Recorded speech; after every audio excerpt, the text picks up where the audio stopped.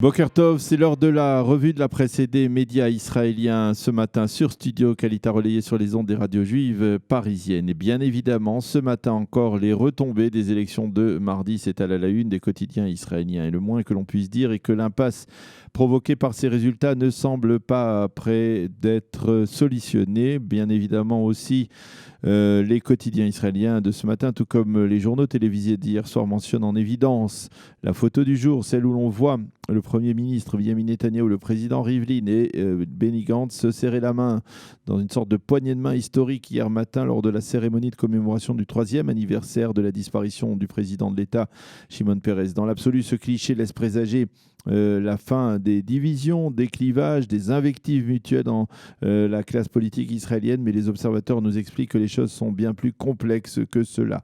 Le Yediot Aharonot, par exemple, titre Le dilemme du président Rivlin, et le journal explique que la proximité de l'audition du Premier ministre Netanyahou le 2 octobre crée une situation constitutionnelle sans précédent dans l'histoire politique d'Israël qui risque de contraindre le président Rivlin à ne pas pouvoir confier à Benjamin Netanyahou le soin de former une coalition, même si dans l'absolu, il a peut-être un petit peu plus de chances d'en former une que son challenger Benny Gantz. Le Yediot Aharonot parle ce matin en une de la manœuvre d'union nationale de Benjamin Netanyahou. Le Premier ministre a lancé hier un appel à l'union nationale, mais le simple fait qu'il ait, la veille, conclu un accord de formation d'un bloc solide rassemblant les 55 députés de sa traditionnelle coalition prouve, selon le quotidien, qu'il n'a pas réellement l'intention de participer à un tel gouvernement d'union.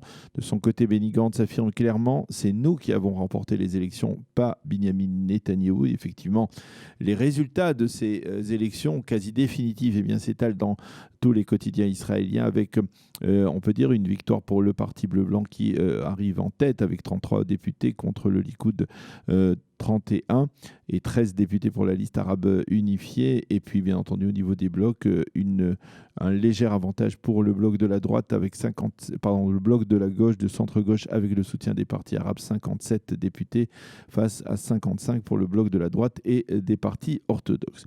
Les quotidiens dans leur ensemble nous livrent justement ces résultats il faut préciser également que le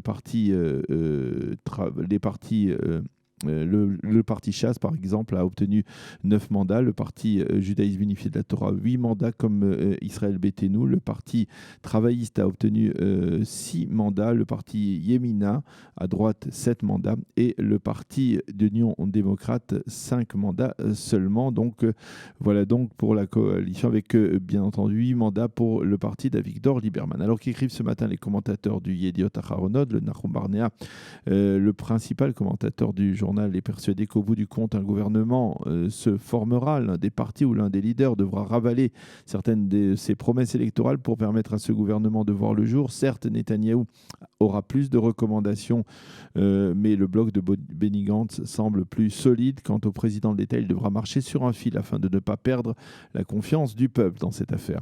Sima Kadmon parle de l'hypothèse d'un gouvernement d'union nationale avec rotation. Même s'il y a une rotation, Benjamin Netanyahou exigera d'être le premier, car dans le cas contraire, il risquerait de disparaître de l'échiquier politique.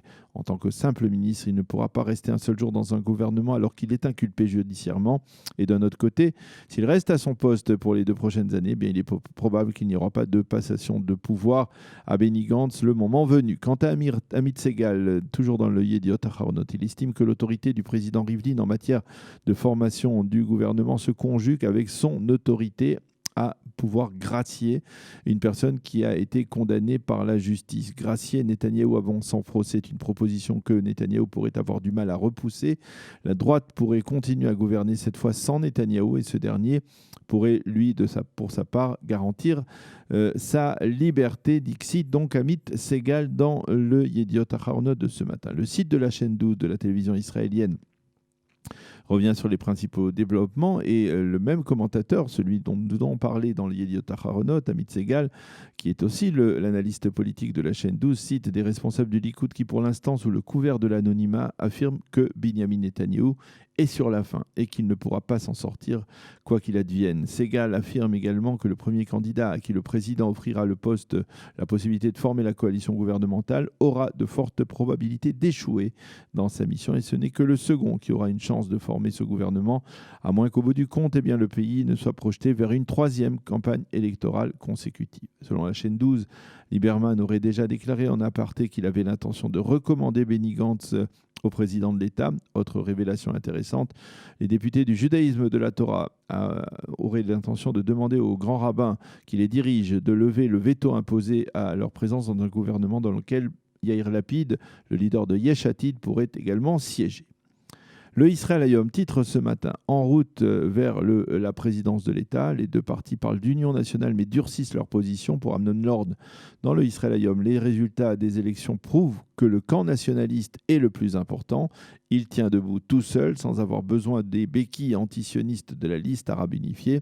Mati Tourfel considère pour sa part dans le même journal que la coalition que peut former Benny Gantz n'a aucune chance de durer dans le temps et c'est pourquoi il est possible que l'on aille à nouveau vers des élections.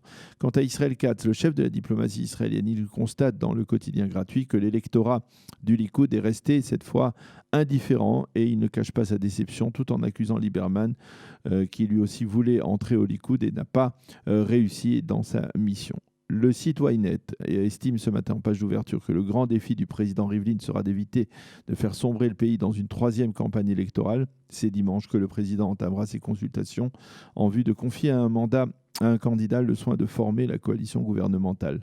Moran Azoulay, dans le Ynet, estime également, comme d'autres commentateurs, que l'appel de Netanyahou à une union nationale n'est rien de plus qu'une manœuvre destinée, au bout du compte, à présenter Benny Gantz comme le réfractaire à un tel gouvernement. Le simple fait que peu avant d'avoir appelé à l'union nationale, Netanyahou ait formé un bloc de 55 députés prouve qu'il n'a pas l'intention de s'engager sur une véritable voie de l'Union, et ce alors que les résultats du scrutin accordent à Gantz le mandat pour diriger une telle coalition.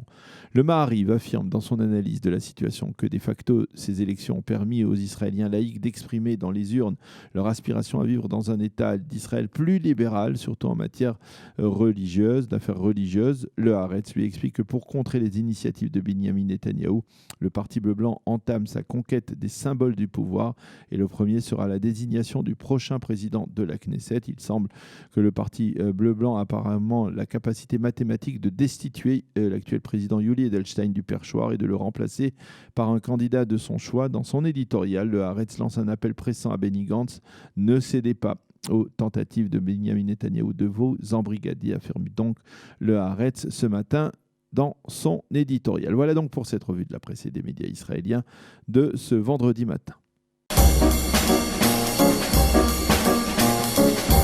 Pour mieux s'immerger dans la réalité politique, sécuritaire, économique et sociale d'Israël, connectez-vous chaque matin sur Studio Kalita. Daniel Haïk vous y attend pour sa revue de la presse.